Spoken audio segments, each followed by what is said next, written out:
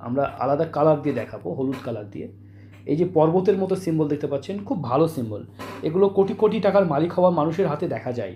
তাছাড়াও হাতে যদি দেখা যায়, এটা রিং অফ সুলেমান বলা হয়, মানে জেতার চেষ্টা, সব কিছুতে জিতবো, জানবো। এখানে যে ক্রস সাইন, এটাও কিন্তু দাম্পত্য জীবনে সুখ শান্তি এনে দেয়।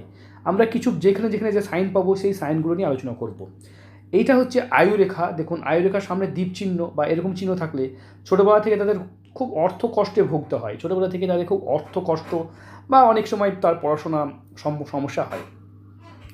জাতক যেহেতু স্বর্ণশিল্পী, আমরা অবশ্যই দেখব হাতে, এখান থেকে দেখুন হাতে রেখা এসে আয়ুরেখা কিন্তু মোটামুটি থেমে গেছে, তারপরে যদিও ঘুরেছে। তা আয়ুরেখা দুর্বল আছে, অনেকেই জানেন না। আয়ুরেখা দুর্বল থাকা মনের জোর, আত্মবিশ্বাস, কনফিডেন্ট, সাকসেস রেশিও কমে যায়। তবে ভাগ্যরেখা জাতকের নিজের ক্ষমতায়, নিজের যোগ্যতায় ভাগ্যরেখা কিন্তু উঠে, যে এখান থেকে নিজের ক্ষমতায় ভাগ্যরেখা গড়েছে, তারপরে এখান থেকেও ভাগ্যরেখা কিন্তু উঠে সুন্দরভাবে যাচ্ছে।